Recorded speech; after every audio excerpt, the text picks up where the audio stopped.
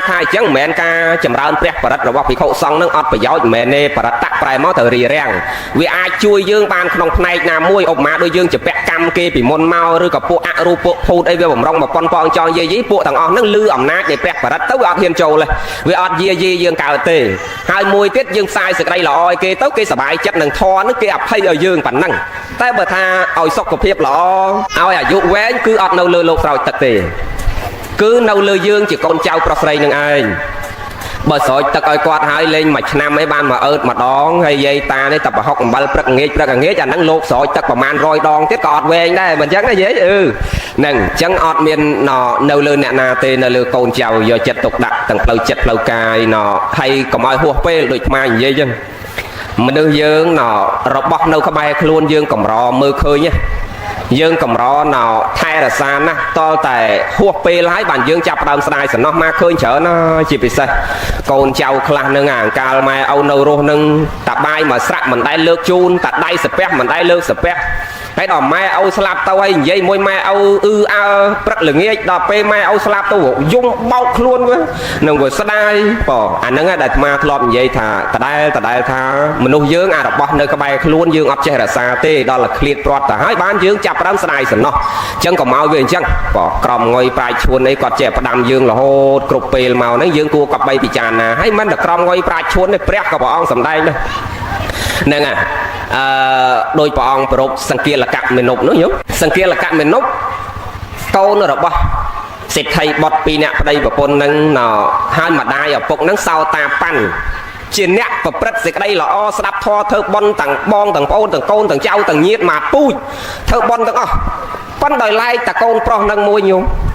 mình chạy thưa bon mình chạy sập thò hay mình sập thò mình thưa bon hay o sập âu mày thiệt âu mai đây và đau tu miên prap prong mấy câu về mình chơi sạp này prap tờ lách về tờ cao prap về tờ chương về tờ bông mến mình sạp tờ lô đấy nè à mai âu anh và cao còn sạp này ót thưa tam đẻ na tầng cái đó âu ta côn anh thưa bon sạp thò khla tâu na côn mớ khăm ôn kịch khmên kịch che nom nè tờ sạp thò thưa bon anh nuôi ta té dòng tàu thưa bon sạp thò xây nhom thế nó nhom miền toàn chư chật đại cho nè nè thưa bon nó sầm nước chật đại cho đó cái thà chứ sự kia là cạo mình nốt đấy cái thà nè tờ thơ bon sạp thò sầm nước chật đại cho nè tờ chật đại cho ban tờ thơ bon sạp thôi nhom đi cầm lăng nầu mớn nhom ọt toán nhom vào ba tông coi nè coi dù tôi chọc giật cái hay ọt bị chọc giật cái bờ ao nó trừ non thoại cung lô hay lô mình men chiềng nhom màu nhom tờ thoại cung lô mình trâu hay nhom tờ nạ chia sự thay môi tầng mu đã nhom tờ thoại cung mà nước giảm máy mà cao tê nè ngày dây sọc cột chân ở bốc này bắp dạng mấy con mình sẽ đáp to mò bốc to mò mà đai bên cột vàng nhiều mai cắt sẽ đây này rụt màu phân mình nước dương nhôm khơi nhé à pe mai âu nâu này dây bắp cao nâu tha cao ót sẽ đáp tê phân đò âu đi chặt đại cho là à có chư thương chặt đại cho tao hào con mà chung cái đấy làm bậy phát đam đò phát đam tao đã khơi là cồn pro đi với ở đây ban phơi bon sừng kia là cạn mình nộp nữa ở đây ban phơi bon thoại công press spec song ấy thì ở bốc chè cất tha con anh trai bon chạc bây giờ tay tạ máu ha con anh ban cao chỉ con ở bốc này pru hạ sài bon chạc hay bà con anh nhặt ban sừng song pu chả bon chạc năng thế tạ ha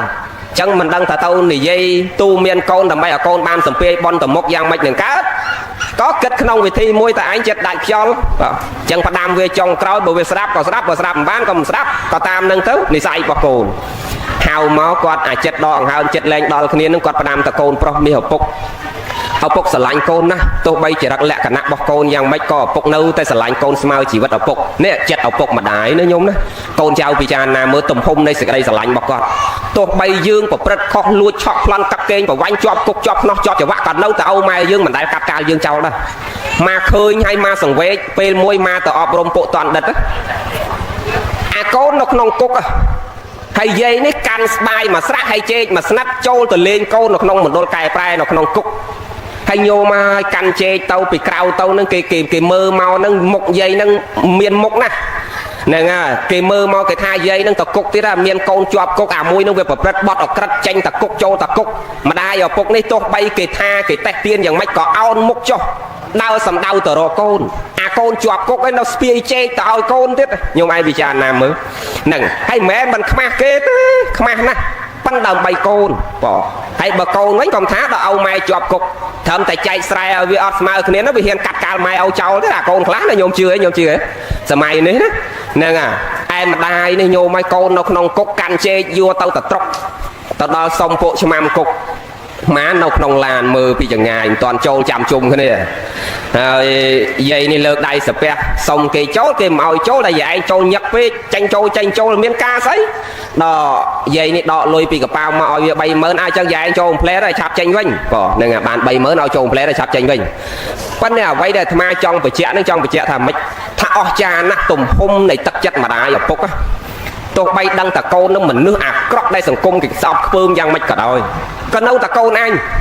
អាណាថាអីថាតកូនឯងនៅតែស្រឡាញ់កូនអត់បោះបង់កូនទេខ្ញុំឃើញទំហំនៃសេចក្តីស្រឡាញ់របស់ម្ដាយឪពុកវាខុសពីទឹកចិត្តយើងគ្រប់គ្នានេះម្ដាយឪពុកធ្វើអីមិនសមរម្យមិនគប្បីបន្តិចហ្នឹងតាំងកាត់ការម៉ែឲ្យចោលឲ្យអាត្មាឃើញហើយអាកូនខ្លះ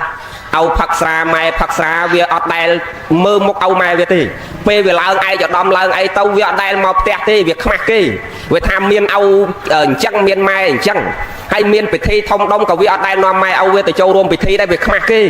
ខោមិនខោអាវមិនអាវដើរផឹកស្រាអួប្រមូលប៉ិនយើងកុំភ្លេចថាបើអត់មានអាវផឹកស្រាហ្នឹងក៏អត់មានកំណើតយើងមកដែរហើយក៏អត់មានយើងបានមកដល់ថ្ងៃហ្នឹងដែរប៉ិនយើងនេះវាភ្លេចនឹងច្រើនតែភ្លេចចឹងហើយដូចខ្មែរនិយាយចឹងសកិលកមនុស្សដូចគ្នាអាងកាលម៉ែឲ្យទៅចូលរឿងយើងនេះវិញលោកមកច្រើនណាហ្នឹងហើយតិចទៀតចប់ណាប្រញាប់មកដែរណោះនៅម៉ោង 9 ប៉ុន្តែលោកវត្តឆ្ងាយនឹងលោកត្រូវនិមន្តទៅវិញបើនៅចិត្តហ្នឹងយើងម៉ោង 10 កន្លះអីរាប់ក៏អត់អីដែរប៉ុន្តែនៅវត្តឆ្ងាយដល់យើងត្រប់ពីរូតរាប់បន្តិចនេះដល់ណារឿងយើងមើលនិយាយទៅស៊ីររឿងយើងឆាប់ចប់ដល់ណាមិននិយាយផ្លេចបាត់មកហ្នឹងញោមមើលណាមនុស្សយើងនៅអាពេលម្ដាយឪពុកនៅក្បែរខ្លួនអត់ថែរក្សាទេដល់គាត់ផុតទៅបានយើងចាប់ដើមស្ដាយសំណោះឪពុកហៅមកផ្ដាំញោមហៅមកផ្ដាំញោមដឹងឪពុកសង្កេលកមនុស្សផ្ដាំថាម៉េចទេញោមផ្ដាំថាណែកូនណបើឪពុកស្លាប់ទៅបើកូនឯងស្រឡាញ់ឪពុកសុំផ្ដាំបណ្ដាំចុងក្រោយមុននឹងឪពុកស្លាប់ទៅយំអត់អីទេឯងផ្ដាំអីក៏ខ្ញុំធ្វើតាមឯងទាំងអស់ហ្នឹងហើយអាអង្កលពីនៅមានកម្លាំងស្ដីថាអត់ដែលទុនអញ្ចឹងសោះយាយដល់ដងហើមលែងចិត្តដល់គ្នាបានថាអីក៏ខ្ញុំតាមទាំងអស់ចឹងឪពុកនេះនឹកឃើញថាបើកូនអញមិនដែលធ្វើបន់ចឹងរកសិលវិធីមួយគឺណែឲ្យកូនទៅថ្វាយអង្គមទិសទាំង6ហើយអត់ទាន់ពន្យល់ថាទិសទាំង6ហ្នឹងស្អីខ្លះទេគ្រាន់តែថាពេលឲ្យស្លាប់ទៅកូនឯងទៅថ្វាយអង្គមទិសទាំង6នៅផ្លូវបំបែកជា4នៅផ្សារយើងហ្នឹងព្រោះអាផ្សារក្បែរផ្ទះហ្នឹងមានផ្លូវបែកជា4ហើយព្រះសម្មាសម្ពុទ្ធណាកសាវៈអាសានិមន្តមកដើរបិណ្ឌបាតកាត់ផ្លូវបែកជា4ហ្នឹងណាចឹងថ្ងៃណាមួយព្រះអង្គនិមន្តមកច្បាស់ជាឃើញកូនឯងអង្គុយថ្វាយអង្គមហ្នឹងចឹងច្បាស់ជាព្រះអង្គប្រោសនេះឪពុកនឹងគិតចឹងចឹងផ្ដាំថាបើឲ្យស្លាប់ទៅកូនឯងទៅផ្លូវបំបែកជា4នៅផ្សារយើងហ្នឹងថ្វាយអង្គមទិសទាំង6រាល់ព្រឹកទៅណាកូនហើយក៏ដាច់ខ្យល់ស្លាប់ទៅមិនទាន់បានបញ្យល់ថាទិសទាំង6ហ្នឹងស្អីទេហើយកូនប្រុសនេះសង្កេលកមនុស្សនេះញោមឲ្យទៅថ្វាយអង្គមទិសទាំង6ថ្វាយអង្គមព្រឹកឡើងនឹងអាទឹកអង្សើមធ្លាក់មកប្រឡាក់ក្បាលដីប្រឡាក់ខ្លួនឲ្យសមលូនក្រាបនៅដីផ្លូវបំបែកជា4ហ្នឹងថ្វាយអង្គមទិសខាងកើតថ្វាយអង្គមទិសខាងលិចថ្វាយអង្គមទិសខាងត្បូងថ្វាយអង្គមទិសខាងជើងថ្វាយអង្គមទិសខាងលើថ្វាយអង្គមទិសខាងក្រោមថ្វាយរាល់ថ្ងៃចឹងឲ្យតែព្រឹកឡើងមកថ្វាយអង្គមហ្នឹងប្រឡាក់ដីសមពេញខ្លួនចឹងទៅប៉ិនអត់ដឹងថាស្អីអាទិសទាំង6ហ្នឹងស្អីទេឲ្យថ្វាយអង្គមដើម្បីអីទេប៉ិនគោរពបណ្ដាំឲ្យមុនស្លាប់ទៅឲ្យផ្ដាំថាអញ្ចឹងក៏មកថ្វាយអង្គមអញ្ចឹងតាមឲ្យមកហើយអញ្ចឹងថ្ងៃមួយព្រះសម្មាសម្ពុទ្ធព្រះអង្គប្រមាលមើលនិស័យសត្វទាភ្លឺព្រះអង្គប្រមាលមើលនិស័យសត្វដល់ប្រមាលមកឃើញសង្កេលកមនុស្សចូលសំណាញ់ញាណរបស់ព្រះអង្គសម្លឹងមើលនិស័យមកឃើញសង្កេលកមនុស្សហ្នឹងគាត់ពងថ្វាយអង្គមទិសទាំង6ថ្វាយអង្គមទិសកើតអញ្ជើងត្បូងលិចមើលសួរកូនចៅតិចមើលទិសទាំង6ទិសខាងកើតតំណាងអីកូនហ៎អត់ដឹងទេតិចឲ្យថ្វាយអង្គមទិសទាំង6ដោយសង្កេលកមនុស្សចេះតែថ្វាយអង្គមដែរហើយអត់ដឹងរឿងណោទិសខាងកើតតំណាងអីបើយើងថ្វាយអង្គមទិសទាំង6តាមន័យចំយើងថ្វាយអង្គមកើតលិចជើងត្បូងលើក្រោមនឹងវាត្រូវប៉ុន្តែនៅក្នុងអរិយសម្បត្តិអរិយធម៌ព្រះអរិយបុគ្គលលោកតំណាងទៅលើការគោរពគុណ នឹងតំណាងទៅលើការគោរពគុណទិសទាំង6នឹងតំណាងទៅលើការគោរពគុណហើយគុណនឹងវាជាស្អីវាជានាមធម៌ដែររបស់មើលមិនឃើញទេគឺវាកើតឡើងដោយសតិនិងបញ្ញាដោយការពិចារណាឃើញហើយក៏ប្រកាន់ភ្ជាប់ក៏រលឹកដឹងខ្លួនហើយក៏ចម្រើនទៅនៅសេចក្តីល្អនោះជាបន្តនេះនឹងចឹងចឹងក៏ទៅថ្វាយអង្គមទិសទាំង6អត់យល់ទេហើយព្រះសម្មាសម្ពុទ្ធបងប្រមើលមើលមកឃើញសង្គាលកមនុស្សមាននិស័យក៏ព្រឹកឡើងរៀបចំបាតក្រងស្បង់ជីវរសម្ដែងបរិហាហោះវឹងមកឈរពីមុខសង្គាលកមនុស្សនឹងអាពងថ្វាយអង្គមងើបក្បាលឡើងឃើញព្រះនៅពីមុខតែអាខ្លួនវាមិនដែលចេះស្ដាប់ធម៌មិនដែលចេះស្គាល់ព្រះស្ដាប់ថ្វាយអង្គមព្រះនោះណាយាយហើយដល់អញ្ចឹងទៅក៏ព្រះសម្មាសម្ពុទ្ធធម្មនាលមេនុបហើយអ្នកឯងពងធ្វើអីក្បាលប្រឡាក់ទឹកអង្សើមកសមហើយខ្លួនប្រឡាក់សត្វតដីដៃជើងប្រឡាក់ដីពេញខោពេញខ្លួនទាំងអស់នឹងពងធ្វើអីអូព្រះអង្គហើយខ្ញុំព្រះអង្គស្ដាប់តាមបណ្ដាំឪពុកខ្ញុំព្រះអង្គមុនស្លាប់ទៅគាត់ផ្ដាំទៅឲ្យខ្ញុំព្រះអង្គនឹងថ្វាយអង្គមទិសទាំង6ឥឡូវនេះខ្ញុំមកថ្វាយអង្គមតាមបណ្ដាំឪពុកខ្ញុំមកបានព្រះសម្មាសម្ពុទ្ធថាអូថ្វាយអង្គមទិសទាំង6គាត់គិតផ្លែតថាអូចឹងតានឹងគាត់មានកំណត់ចង់ឲ្យតថាគតអប់រំកូនរបស់គាត់ណាចឹងក៏ព្រះអង្គបានពោលថាការថ្វាយបង្គំទិសទាំង6របស់ពុទ្ធជនថ្វាយបង្គំដូចមាននប់ត្រូវហ៎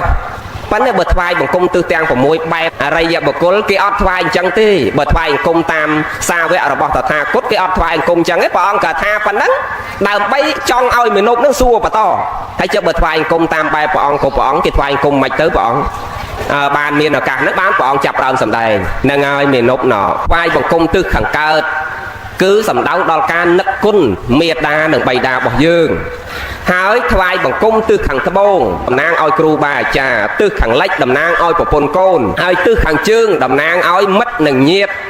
មិត្តរបស់យើងនេះគឺគោរពគុណទាំងអស់ទិសខាងកើតគោរពគុណម្ដាយគុណឪពុករបស់យើងនេះទិសខាងត្បូងគោរពគុណគ្រូបាអាចារ្យរបស់យើងដែលបង្ហាត់បង្រៀនទូមានចង្អុលបង្ហាញយើងឲ្យយើងមានមុខមានមាត់ដល់ថ្ងៃហ្នឹងឲ្យយើងមានចំណេះដឹងទិសខាងលិចតំណាងឲ្យកូនប្រពន្ធយើងហើយទិសខាងជើងតំណាងឲ្យសាច់ញាតិរបស់យើងឯទិសខាងក្រោមតំណាងឲ្យទាសសកម្មករនិងទិសខាងលើតំណាងឲ្យសមណព្រាហ្មណ៍តំណាងឲ្យអ្នកប្រព្រឹត្តគុណធម៌និងសេចក្តីល្អប្រព្រឹត្តសេចក្តីល្អមនាលមេនុបអ្នកគោរពគុណទិសទាំង6នេះមិនចាំបាច់អ្នកមកគោរពទិសផ្លូវបំបែកជា4នឹងទេអ្នកឯងនៅទីណាក៏អ្នកឯងអាចគោរពគុណទិសទាំង6នឹងបានដែរអង្គុយតែក្នុងផ្ទះដេកទៅលើក្រែននៅតែលើសាឡុងក៏អ្នកអាចថ្វាយបង្គំទិសទាំង6នឹងបានដែរគឺយើងថ្វាយបង្គំនឹកគុណ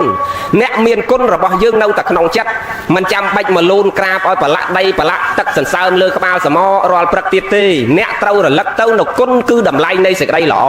របស់ឪពុកម្ដាយរបស់អ្នកនៅក្នុងហត្ថយារបស់អ្នកជានិច្ចនៅក្នុងបេះដូងរបស់អ្នកជានិច្ចអញ្ចឹងកូនចៅប្រុសស្រីដែលធ្លាប់សួរអាត្មាថាបើម៉ែឲ្យស្លាប់ទៅអាចទៅជាកូនកតញ្ញូកើតទេតែអត់ទាស់ទេមិនមែនតើយើងបំរើបាយទឹកនំចំណីត្រីសាច់ដោយផ្ទាល់ដៃបានហៅតែកូនកតញ្ញូមិនមែនទេគ្រាន់តែដើរតាមកន្លងធម៌របស់ឪពុកម្ដាយយើងដែលគាត់ធ្លាប់ទូមានយើងមកហើយនឹងរក្សាពូជពងវងតកូលរបស់គាត់ហើយជាពិសេសធ្វើបុណ្យឧទ្ទិសកុសលជូនគាត់ស្ដាប់តាមដំបូន្មានអ្វីដែលគាត់ទូមានក៏ចាត់ទុកថាជាកូនកតញ្ញូដែរប៉ុន្តែអាត្មាលើករឿងហ្នឹងមិនមែនលើកទឹកចិត្តយើងថាចាំដល់គាត់ផុតរលត់បានយើងប្រកាន់ជាប់កិច្ចការអស់ហ្នឹងទេ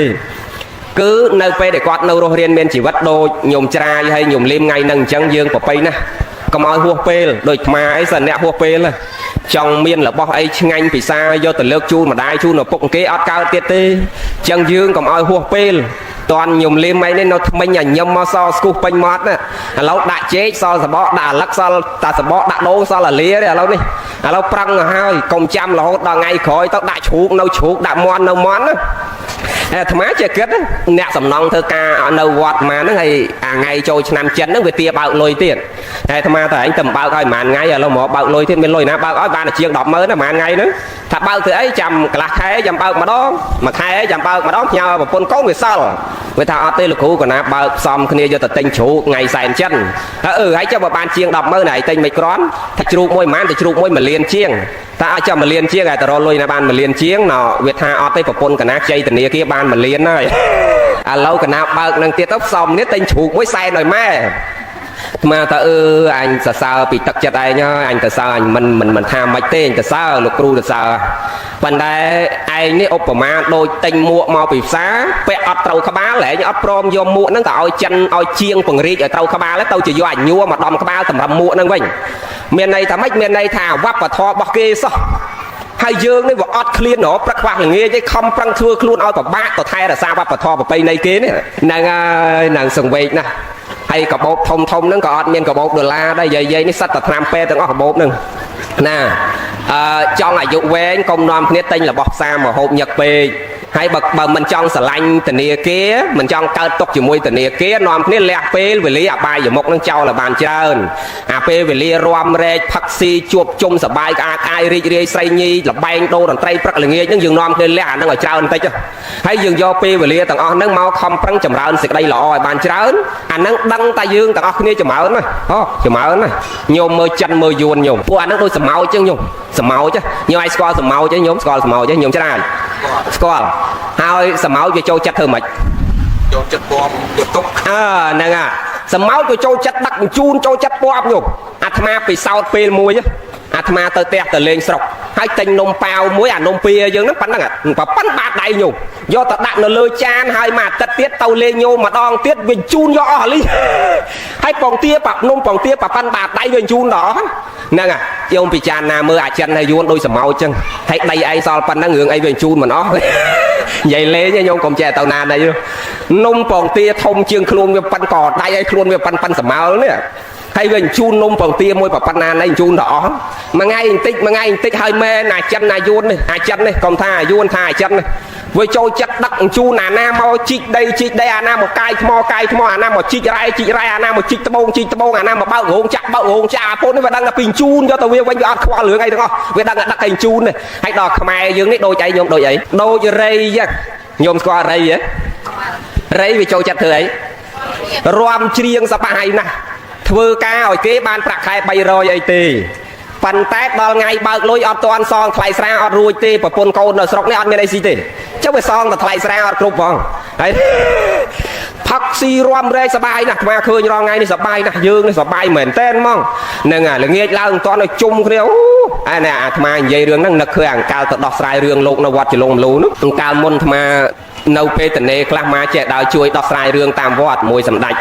ព្រះពុទ្ធជ័យមនីនៅអាណិតសម្ដេចដែរមួយថ្ងៃដើរដោះស្រាយតែរឿងលោកនឹងឯងហើយដល់លោកឆ្លោះគ្នាទៅដើមទៅជាក្រាចនៅវត្តចលងមលូហ្នឹងពេលដែលលោកចៅទៅការសកុតទៅអាត្មាទៅរងាប់អធិការនៅហ្នឹងទៅសឹងចាំនៅហ្នឹង3ខែតម្រាំចេញភាសាដើម្បីដោះស្រាយរឿងហ្នឹងរៀបចំលោកជាក្រាចថ្មីមើលអាជំនាន់ហ្នឹងញោមអា2016 2015ជំនាន់ហ្នឹងអាដីម្ដុំចលងមលូខាងបងចៅហ្នឹងវាឡើងត្រូវថ្លៃហ្នឹងអាជំនាន់ហ្នឹងត្រូវថ្លៃចាប់ដើមឡើងត្រូវថ្លៃជំនាន់ហ្នឹង2015 7-8ឆ្នាំមុនចឹងគេលក់ដីគ្រប់គ្នាលក់ដីបានមកគេរួមទៅជ្រៀងអាងាចឡើងអត់ទាន់អាអាត្មាទៅសឹងនឹង3ខែឲ្យតែល្ងាចឡើងអាផ្ទះនៅលិចវត្តហ្មងផ្ទះហ្នឹងឲ្យតែល្ងាចឡើងវាចាក់បាស់រួមតែមក5មក6រួមមកដួងក្តាំងរហូតតែឯងសឹងអត់ចង់លក់ទេអាលោកនេននេះលួចឡើងទៅរួមលើវិហារទេណានឹងវាលឺអាបាស់គេរាល់ថ្ងៃពេកហ្នឹងរួមជ្រៀងអាគេទៅលក់ដីបានដល់អាម៉ាដោះស្រាយចប់ទៅប្រហែលជា2021 2020នេះអាត្មាជិះមកកាត់តាមផ្លូវហ្នឹងទៀតព្រោះជិះកាត់តាមចៅវាស្ទះអញ្ចឹងត្រូវទៅទេគេនៅបែកចានអញ្ចឹងត្រូវជិះតាមណែជលងមលូហ្នឹងកាត់ឡើងទៅមកដល់ពេលជិះកាត់ទៅឃើញអាផ្ទះរួមជ្រៀងហ្នឹងដែលកាលវាលុកដីបានវារួមជ្រៀងរាល់ថ្ងៃទៅដល់ពេលជិះកាត់ទៅម្ដងទៀតឃើញវាដាក់ផ្លាកមកផ្ទាំងប្រហែលជាកន្លះម៉ែត្រ6ទឹក4ជ្រុងហ្នឹងដាក់នៅមុខតសផ្ទះវាហ្នឹងវាដាក់ថាផ្ទះលក់ដល់ពេលលក់ផ្ទះទៀតហ្នឹងអាលុកដីអស់ហើយវាអស់ហើយហ្នឹងឥឡូវដល់ពេលដាក់ផ្លាកលក់ផ្ទះទៀតដល់ឃើញចឹងអាចេះពិចារណាសង្វេគឲ្យខ្ញុំខ្មែរយើងមិនបើមិនចោលគំនិតអស់ហ្នឹងទេយើងច្បាស់ជានៅតែធ្វើខ្ញុំចិនខ្ញុំយួនតកូនតចៅយើងទៅទៀតចឹងយើងតភ្ញាក់រលឹកទាំងអស់គ្នាហើយខំប្រឹងទូមានកូនយើងឲ្យខំប្រឹងរៀនហើយឥឡូវនេះស្រួលណាស់ញោមសកលជាល័យខ្លះអត់អស់លុយទេដូចសកលជាល័យសីហមុនីរាជាអីសីហនុរាជអីសីសាសីហមុនីរាជាអីអត់យកលុយទេអាត្មានៅបង្រៀននៅនឹងកាន់ប្រមាណមុខវិជ្ជាដែរទស្សនវិជ្ជាហើយនឹងច្បាប់ហើយញាតិញោមណាមានកូនចប់បាក់ឌុបចង់រៀនអត់អស់លុយទៅសាលានឹងហើយសញ្ញាបត្រទទួលពីស្ដេចផែនដីទទួលពីស្ដេចសីហមុនីពេលទទួលសញ្ញាបត្រមានតែសាលានឹងមួយទេដែលទទួលសញ្ញាបត្រពីស្ដេចប៉ុន្តែលុយយើងណោបងឲ្យសាលាតាមសទ្ធាសាលាមិនកំណត់ទេមួយឆ្នាំបើយើងបង់នៅសាលាក្រៅ500អញ្ចឹងមួយឆ្នាំយើងជួយសាលាតែ200ឬ250អីជានិស្សិតជាចិត្តរបស់យើងពីព្រោះអីពីព្រោះគ្រូខ្លះសាលាជួលពីក្រៅមកដែរគ្រូខ្លះជួលពីបឹងតបែកពីសាលាឯកជនមកដែរអញ្ចឹងយើងយកបច្ច័យតាមសទ្ធាហ្នឹងយកមកជួយគ្រូនឹងវិញយកមកបង់ឲ្យគ្រូវិញហ្នឹងប៉ុន្តែ អត់ទៀមទាទេញោមឃើញទេចឹងកាន់តែមានឱកាសសម្រាប់ចម្លងកូនយើងឲ្យបានចប់បរិញ្ញាបត្របានចប់អនុបណ្ឌិតគ្រប់គ្នាហើយញោមណទៅថ្ងៃមុខគេលែងប្រើកម្លាំងមនុស្សហើយគេប្រើខួរក្បាលមនុស្សទាំងអស់ចឹងយើងត្រូវតែលើកទឹកចិត្តកូនប្រុសដោយហើយទៅឲ្យបានចប់ត្រឹមបរិញ្ញាបត្រដែរយ៉ាងទាបបំផុតហើយកូនស្រីដោយហើយទៅបានត្រឹមបាក់ឌុបដែរនឹងបាក់ឌុបដែរចឹងកុំឲ្យកូនយើងមិនទទួលបានការអប់រំត្រូវប្រឹងលើកកម្ពស់កូនឲ្យប្រឹងរៀនទាំងអស់គ្នាណាយាយអ្នកកោះធំអនុមោទនាខ្លះមនុស្សយើងចឹងពេលណាមានរបស់នៅក្បែរខ្លួនយើងអត់ចេះថែរក្សាទេមកចំណាំមើលមនុស្សយើងមិនថាប្តីប្រពន្ធកូនចៅបងប្អូនទេបងខ្លួនឯងប្អូនខ្លួនឯងនៅរស់នឹងកាលដែលនៅរស់គឺឆ្លោះតែគ្នាជេរតែគ្នាព្រឹកល្ងាចដល់ពេលបងឯងស្លាប់ទៅប្អូនឯងស្លាប់ទៅបានឃើញបងប្អូនគេស្រឡាញ់គ្នាគេផ្ដល់ភាពស្និទ្ធស្នាលគ្នាចាប់ផ្ដើមទឹកភ្នែកស្រាយសំណោះបងប្អូនឯងម្ដាយឪពុកដូចគ្នាម៉ែឪនៅរស់ជាមួយទូមានព្រឹកល្ងាចស្ដីបដៅព្រឹកល្ងាចអប់រំថែទាំណាយកចិត្តទុកដាក់ព្រឹកល្ងាចនឹងអត់ដែលសំដីសំដៅពីរោះពិសាទុនខ្លួនដាក់ម៉ែដាក់ឪទេពេលខ្លះមិនបានទំនុកបំរុងចិញ្ចឹមបីបាច់ថែរក្សាថ្នាក់ថ្នមបំបីការពារឃុំក្រងគាត់ទេដល់ពេលគាត់ស្លាប់ហើយបានចាប់ប្រើនាំគ្នាមកយំបោកខ្លួនហើយជួបលោកតាំងសួរម៉េងខ្លះមកទៅអប់រំម៉េងតាមមណ្ឌលកម្មាកព្រាមណ្ឌលកែប្រែឬក៏តាមគ្រឹះស្ថានអប់រំផ្សេងៗវត្តមាននៅតែតាមសាកលវិទ្យាល័យនឹងបដោះផ្នត់កំណត់ក្មេងនិស្សិតនឹងតាមសាលានឹងគេមុនជាប់ជាប្រចាំអញ្ចឹងក្មេងខ្លះវាមកថ្វាយអង្គមយំថាលោកគ្រូកណាអត់ម្ដាយអត់ឪពុកតើកណាអាចធ្វើជាកូនកតញ្ញូបានទៀតទេបើអត់មានម៉ែមានឪនៅទេគេធ្វើជាកូនកតញ្ញូដោយកូនយេលឹមហើយណញោមច្រាយថ្ងៃនេះញោមអីហ្នឹងញោមច្រាយហ្នឹងញោមច្រាយថ្ងៃនេះកូនកតញ្ញូគេធ្វើបន់ឲ្យម៉ែគេជូនបាយជូនទឹកនំចំណីត្រីសាច់លុយកាក់ប្រាក់កាសងូតទឹកបដូរសម្លៀកបំពាក់ថ្មីឲ្យម៉ែឲ្យគេអាហ្នឹងកូនកតញ្ញូនឹងហើយចុះបើកណាអត់ម្ដាយអត់ឪពុកផងតើកណាអាចធ្វើជាកូនកតញ្ញូបានទេមើលថ្ងៃហ្នឹងនិយាយរឿងហ្នឹងចុះកុំមិនចង់ទេរឿងកតញ្ញូចម្រើនបជនទៀតទេព្រោះជន់ខ្សែអាត់ប៉និកឃើញថាថ្ងៃនេះកូនចៅម៉េងគាត់ច្បាស់ជាចង់ដឹងអំពីតម្លៃនៃសេចក្តីល្អរបស់ម្ដាយឪពុករបស់គាត់អញ្ចឹងនិយាយរឿងកតញ្ញូហ្នឹងទៅកុំឲ្យឃ្លាតប៉ុន្តែចង់សួរញាតិញោមថាបើម៉ែឪស្លាប់ទៅតើយើងនៅអាចធ្វើជាកូនកតញ្ញូបានទៀតទេកូនចៅម៉ែឪស្លាប់ហើយយើងអាចធ្វើជាកូនកតញ្ញូបានទៀតទេហ៎បាន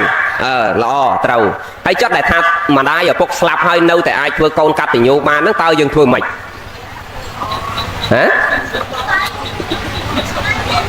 ធ្វើល្អហ៎ហ្នឹងហើយធ្វើម៉េចខ្លះទៅធ្វើល្អធ្វើបន់ចែកទានណា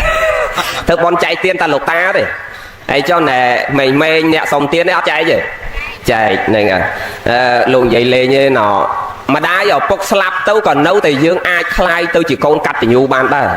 មិនមែនសម្រាប់តែគាត់នៅរស់ទេមកឧទាហរណ៍ញោមរៀនពិចារណាដូចយើងជាបរិស័ទទាំងកុហកទាំងបព្វជិតព្រះសម្មាសម្ពុទ្ធនៃយើងព្រះអង្គបរិនិព្វាននៅញោមបរិនិព្វាននៅបរិនិព្វានហ្នឹងមិនអញ្ចឹងហើយចិត្ត 3000 ឆ្នាំហើយ 2567 ឆ្នាំបងចិត្ត 3000 ឆ្នាំប៉ុន្តែយើងជាបរិស័ទនៅតែដឹងគុណព្រះនៅតែនឹកគុណព្រះនៅតែជាបរិស័ទកតញ្ញូគឺនៅដឹងគុណព្រះនៅត្រង់គោរពគុណព្រះនិងដើរតាមកន្លងព្រះនាំគ្នាគោរពបូជាទាំងធម្មបូជាគឺនាំគ្នារៀនធម៌ព្រះហើយបដិបត្តិបូជានាំគ្នាបដិបត្តិតាមកន្លងនៃដំណើររបស់ព្រះសម្មាសម្ពុទ្ធអញ្ចឹងមានន័យថាយើងនៅតែជាបរិស័ទដែលដឹងគុណព្រះយ៉ាងណាសរុបមកម្ដាយឪពុកយើងវិញក៏អត់ខុសគ្នាដែរទោះបីម្ដាយឪពុកយើងឧទាហរណ៍ថា100 ឆ្នាំទៀតតែច្រាយហើយយីលឹមនឹង70 80 ឆ្នាំទៀតគាត់ស្លាប់ទៅចឹងយើងនៅតែជាកូនដឹងគុណគាត់ដដែលគឺដឹងគុណនៅត្រង់ណាកូនកតញ្ញូនៅត្រង់ណាគឺនៅត្រង់យកបណ្ដាំម្ដាយឪពុកដែលគាត់ទូមានយើងយ៉ាងម៉េចធ្លាប់ណែនាំយើងយ៉ាងម៉េចហាមយើងយ៉ាងម៉េចយើងយកអាពាក្យគាត់នឹងចងចាំទុកក្នុងបេះដូងយើងហើយយើងនាំគ្នាដើរតាមដំបូន្មានរបស់គាត់នឹងហើយបើនិយាយតាមធម៌ព្រះអង្គសម្ដែងតែក្រោយពេលម៉ែឪស្លាប់ទៅគឺសង្ឃហធម៌ចាប់ពីទី2រហូតដល់ទី5ដកតាទី1ចេញកិច្ចឆាំងនៃសង្ឃរសាមិជួយកិច្ចតរៈធ្ងន់ស្រាលពីម៉ែពីឪអានឹងយើងជួយលែងកើតហើយព្រោះគាត់ទៅហើយប៉ុន្តែចាប់ពីទី2រហូតដល់ទី5ហ្នឹងដែលយើងអាចខ្លាយទៅជាកូនកតញ្ញូទី2គឺកុលវង្សង្ឃកបេសសាមិថែរក្សាពូជពងវងតកូលគាត់ម៉ែឪការដែលគាត់នៅរស់រៀនមានជីវិតទាំងអស់គ្នាញាតិញោមកូនចៅស្រាប់ទាំងអស់គ្នាមិនមែនតែម្ដាយឪពុកថ្ងៃនឹងទេកូនកតញ្ញូម៉ែឪស្លាប់ទៅគេថែពូជម៉ែឪគេណា ម្ដាយឪពុកគាត់ការនៅរស់គាត់ស្រឡាញ់ភាពថ្លៃថ្នូរគាត់ស្រឡាញ់ភាពស្អាតស្អំគាត់ស្រឡាញ់តម្លៃកិត្តិយសគេឈ្មោះទោះបីគ្រួសារមានក្រល្អអាក្រក់អីគឺគាត់ត្រូវការតែតម្លៃនៃសេចក្តីល្អអញ្ចឹងយើងជាកូនល្អកូនកតញ្ញូក្រោយពេលអស់ពីម៉ែពីឪទៅថែរក្សាពូជពងវងតកូលគាត់ស្ដាប់តើនេះកូនចៅទី2ប្រតិបត្តិប្រតិបត្តិខ្លួនឲ្យសមជាអ្នកស្នងតកូលការដែលម្ដាយឪពុកយើងនៅរស់គាត់យកអាសាញាតិស្គាល់ចាស់ទុំស្គាល់ញាតិមិត្តហើយគាត់ចេះអោនចេះលំទោនគាត់គោរពពុទ្ធសាសនាគាត់ចេះឲ្យទានចេះរក្សាសិលគាត់ប្រព្រឹត្តសេចក្តីល្អអញ្ចឹងយើងជាកូនល្អហ្នឹងគឺទោះបីឃ្លាតពីគាត់ហើយអស់រូបកាយដោយពិតប៉ុន្តែយើងដើរតាមកន្លងគាត់បើគាត់ជាមនុស្សគោរពចាស់ព្រឹទ្ធាចារ្យយើងនាំនេះគោរពចាស់ព្រឹទ្ធាចារ្យបើគាត់ស្រឡាញ់ពុទ្ធសាសនាយើងស្រឡាញ់ពុទ្ធសាសនាគាត់ចូលចិត្តឲ្យទានយើងឲ្យទានគាត់ចូលចិត្តយកអាសាញាតិយើងយកអាសាញាតិដូចគាត់ចឹងណានៅតែជាកូនកតញ្ញូគឺដើរតាមកន្លងរបស់គាត់ទី4គឺថែរក្សាកេរមរតកដែលជាញើសឈាមរបស់គាត់នឹងឲ្យនៅគង់វង្សកុំឲ្យវិនាសសាបសូន្យត្រឹមដៃយើងអ្វីដែលគាត់ខំប្រឹងពីអ្នកប្តីប្រពន្ធគាត់កាន់ដៃគ្នាឈឺជាក្តៅរងាសន្សំលុយកាក់ប្រាក់កាសចែកឲ្យយើងហើយយើងរក្សារបស់នឹងឲ្យគង់ឬក៏ធ្វើរបស់នឹងឲ្យកាន់តែចម្រើនឡើងនៅតែជាកូនកតញ្ញូតែបើគាត់ស្រែកស្រែឲ្យមិនទាន់បានកន្លះខែផងលោកចាក់កតុយលេខអានឹងមិនមែនកូនកតញ្ញូទេដល់ទី5ក្រោយពេលគាត់ឃ្លាតព្រាត់ទៅយើងនាំគ្នាធ្វើបុណ្យឧទ្ទិសកុសលជូនគាត់ឃើញទេទោះបីជាគាត់ឃ្លាតព្រាត់ទៅក៏យើងនៅតែខ្លាយជាកូនកតញ្ញូដល់រាបណាយើងបំពេញកិច្ចទាំងអស់ដោយដែលអាត្មាបានលើកឡើងថែរក្សាពូជពងវងតកូលគាត់ឲ្យនៅតែថ្លៃថ្នូរពងពោះប្រតិបត្តិខ្លួនឲ្យសមជាអ្នកស្នងតកូលគឺដើរតាមកន្លងនៃសេចក្តីល្អរបស់គាត់ពួកគាត់ធ្វើសេចក្តីល្អយ៉ាងណាយើងនាំគ្នាធ្វើសេចក្តីល្អតាមឪពុកតាមម្ដាយរបស់យើងទី3ថែរក្សាពូជដែលគេមរតកញើសឈាមរបស់គាត់ទី4ក្រោយពេលគាត់ស្លាប់ទៅធ្វើបុណ្យឧទ្ទិសកុសលជូនគាត់អា4ហ្នឹងដកតាទី1ចេញទាំងអស់វាមិន5ប៉ុន្តែបើម៉ែឲ្យនៅរស់រៀនមានជីវិតយើងថែមអាទី1ទៀតមកដូចម្ដាយឪពុកយើងថ្ងៃហ្នឹងនៅរស់រៀនមានជីវិតនៅបច្ចុប្បន្នគង់ជាម្លប់អញ្ចឹងយើងថែមអាទី1នឹងចូលមកគឺដកកិច្ចតរៈធ្ងន់ស្រាលពីម៉ែពីឪអ្នកកូនចៅថ្ងៃហ្នឹងយើងធ្វើបន់ស្រោចទឹកចម្រើនបច្ចុប្បន្នឲ្យគាត់ហើយចង់ឲ្យគាត់អាយុវែងចង់ឲ្យគាត់សុខភាពល្អមិនអញ្ចឹងណានឹងអញ្ចឹងដើម្បីឲ្យគាត់អាយុវែងសុខភាពល្អតោះតែយើងចេះដកកិច្ចតរៈធ្ងន់ស្រាលពីម៉ែពីឪកូនល្អគេលែងឲ្យម៉ែឪគេធ្វើអីទាំងអស់កិច្ចការស្រាលធ្ងន់អីពីមុនមកម៉ែឪធ្លាប់ឡាប់រងលីសែងរែកពុនកាត់កោះអីគឺគេដកកិច្ចតរៈហ្នឹងមកដាក់លើខ្លួនគេម្ដងហើយគេឲ្យម៉ែឪគេនៅសំណុកម្ដងអាហ្នឹងបានគេហៅកូនល្អបំពេញកិច្ចកូនកតញ្ញូដែលចេះដឹងគុណរលឹកគុណសង្គ្រោះម៉ែឪហ្នឹងគឺពេលដែលម៉ែឪនៅរស់គេដកកិច្ចតរៈធ្ងន់ស្រាលពីម៉ែពីឪថែរក្សាយកចិត្តទុកដាក់ឈឺជាក្តៅរងាបាយទឹកនំចំណីត្រីសាច់លុយកាក់ប្រាក់កាសសម្ពុតអាវសៅស្បៃយកចិត្តទុកដាក់ផ្លូវចិត្តផ្លូវកាយជាមួយគាត់ចង់ឲ្យគាត់អាយុវែងទេកូនចៅ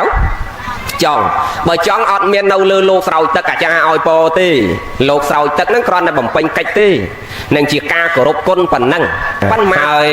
ញាតិញោមកូនចៅទាំងអស់គ្នាកុំឲ្យដូចរឿងហ្នឹងណា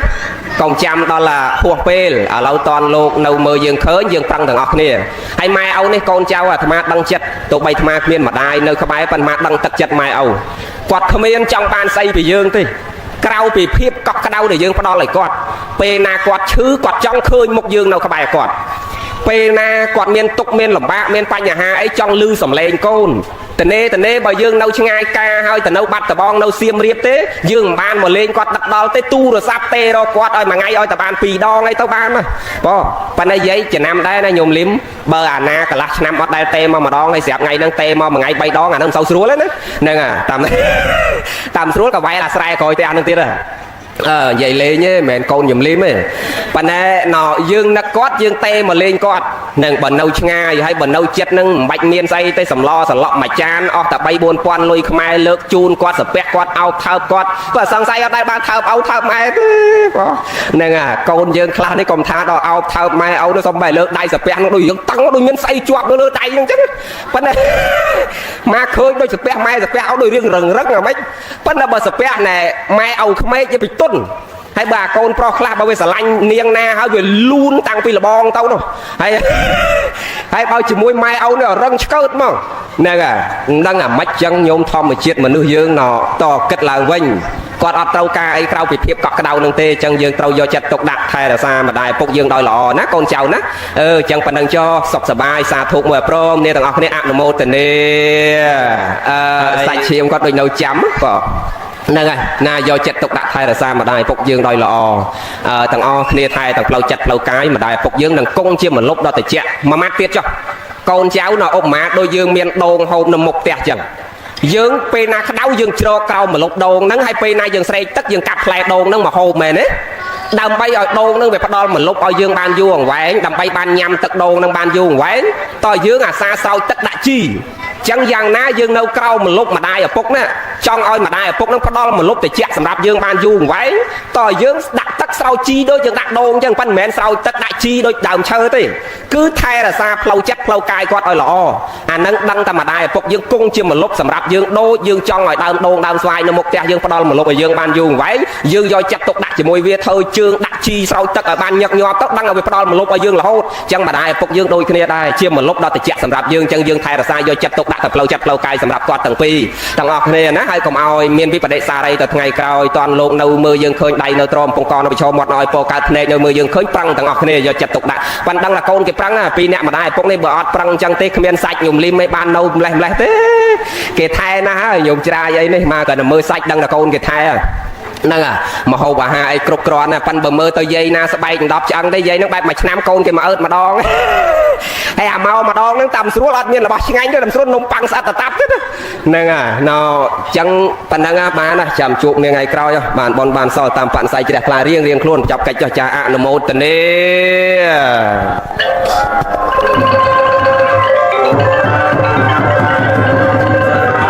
ចាំងតសិនចាតនណាបំពថានៃយេបរិសាយាមាចេសូមអនុមោទនាស្ដាប់ព្រះធម៌ទេសនាសូមអនុមោទនាសូមអនុមោទនា ចឹងព្រះតមនាលភិក្ខុទាំងឡាយ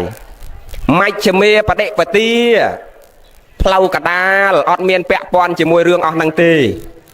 អ្នកណាជ្រះថ្លានឹងចង្ហាន់បរិស័ទដែលគេយកមកប្រគេនក៏ឆាន់ទៅបើមិនមានចង្ហាន់បរិស័ទដើរបានទៅតាមអធិស្ស្រ័យគេប្រគេនក៏ឆាន់ទៅបើគេមិនប្រគេនក៏ដើរបានទៅសពុតដូចគ្នាបើគេប្រគេនក៏ទទួលបើគេអត់ប្រគេនទេមានអីប្រើហ្នឹងទៅកុំឲ្យវាដាច់ខាតថាតលប្រើតាសពុតបាំងសកលជីវរតែមួយមុខគាត់ដូចគ្នាអង្គណាសបាយរីករាយនៅវិហារសេនាសនៈក៏នៅទៅអង្គណាពេញចិត្តរីករាយសបាយចិត្តនៅក្នុងរុក្ខមូលក៏នៅទៅតាមអធិស្ស្រ័យរៀងខ្លួនតថាគតមិនបង្ខំទេតាមអធិស្ស្រ័យព្រោះផ្លូវដែលតថាគតទេវទត្តធ្លាប់ប្រាប់មកហ្នឹងសិតតែផ្លូវដែលតថាគតធ្លាប់ដើរហើយមិនត្រឹមតែប្រើសពុតបាំងសកលជីវរមិនត្រឹមតែមិនឆាន់ចង្ហាន់ប្រសក់ទេថែមទាំងអត់បាយទៀតនោះតថាគតអត់បាយ6ឆ្នាំនោះមិនត្រឹមតែអត់ឆាន់ចង្ហាន់ប្រសក់ឯតថាគតអត់បាយ6ឆ្នាំព្រោះប៉ុន្តែអាផ្លូវហ្នឹងវាមិនមែនផ្លូវត្រាស់ដឹងបានតថាគតមិនកំណត់ផ្លូវអស់ហ្នឹងទេវាមិនមែនពាក់ព័ន្ធជាមួយសេចក្តីបរិសុទ្ធដែលនាំយើងទៅកាន់លោកកតរៈដោយសារអត់ឆាន់បាយទេ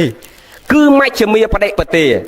មនាលភិក្ខុទាំងឡាយអ្នកណារីករាយពេញចិត្តប្រព្រឹត្តធម៌ជាមួយតថាគតក៏ប្រព្រឹត្តធម៌ជាមួយតថាគតចុះ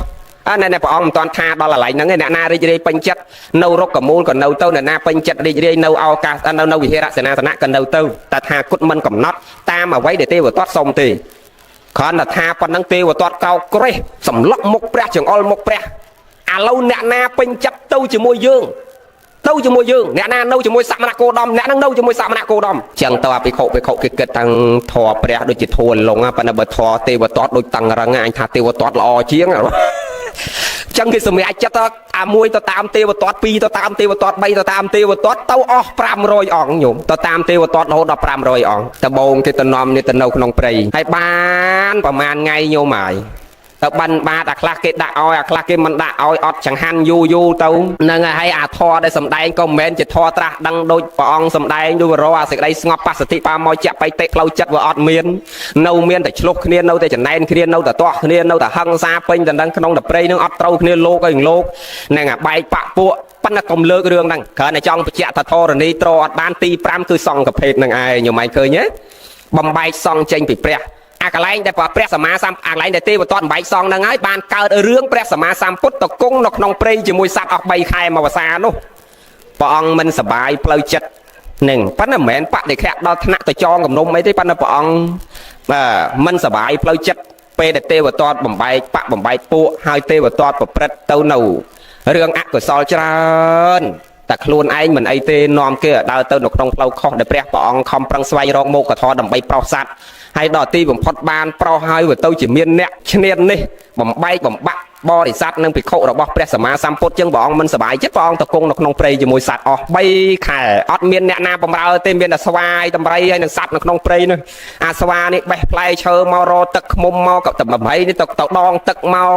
នឹងអាតម្រៃនេះទៅកាច់អំពៅផងដងទឹកផងសត្វស្វាសត្វសេកសត្វស្លាបអីនឹងបេះផ្លែឈើមកថ្វាយព្រះនៅជាមួយព្រះនឹងទាំងសត្វទាំងអស់នៅក្នុងព្រៃនេះវាទៅជាសម្លាញ់របស់ព្រះទាំងអស់ហ្នឹងបើខុសគ្នាពីយើងទាំងអស់គ្នាអត់មានមេត្តាចិត្តទៅដល់ក្នុងព្រៃតែកន្លះម៉ោងឆ្អឹងទៅដោយឆ្អឹងសាច់ទៅដោយសាច់ហ្នឹងញោមណាខ្លាហើយចៃគ្នាអស់ប៉ុន្តែព្រះដែលមានពភៈដែលជាអ្នកដល់ទៅនៅមេត្តាចិត្តគ្រប់ខណៈចិត្តការផ្សាយទៅនៅមេត្តាចិត្តគ្រប់ទិសទាំងពួងអញ្ចឹងសត្វទៅជាសម្លាញ់របស់ព្រះសត្វកាចសាហាវប៉ុណ្ណាក៏ដោយចឹងហើយបានជាមុនរបស់ព្រះដល់វិសេសពេលដែលយើងដើរចូលព្រៃស្ងាត់គឺកុំឲ្យភ្លេចរឿងធម៌ផ្សាយមេត្តាហើយចេះផ្សាយមេត្តានៅញោមចេះធម៌ផ្សាយមេត្តានៅហ្នឹងហើយជាពិសេសគឺសព្វេបតិមានឹងឯង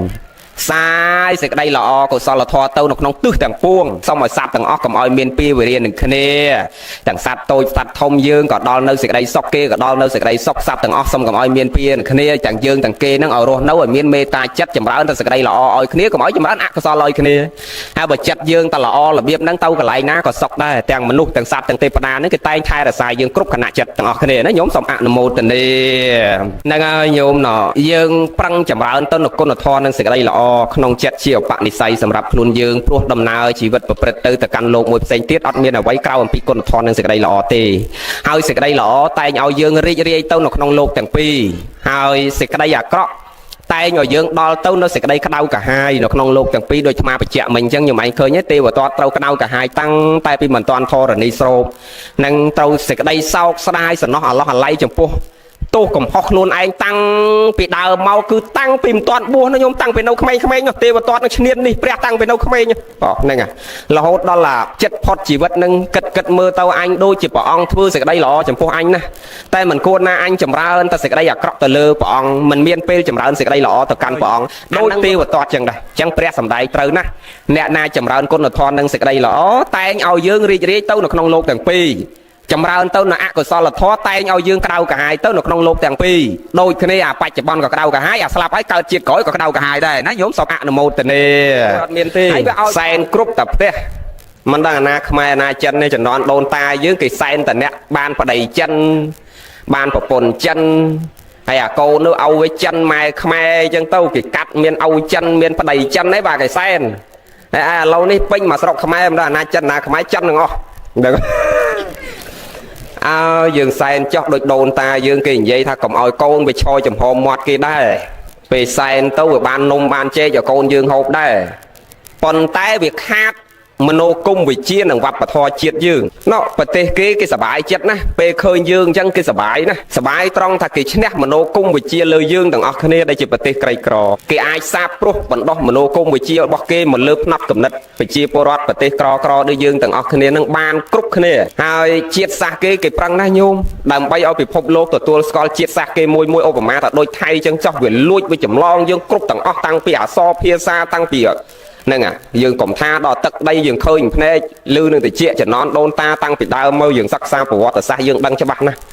ប៉ុន្តែទោះបីពីដើមមកវាគ្មានប្រទេសវាលួច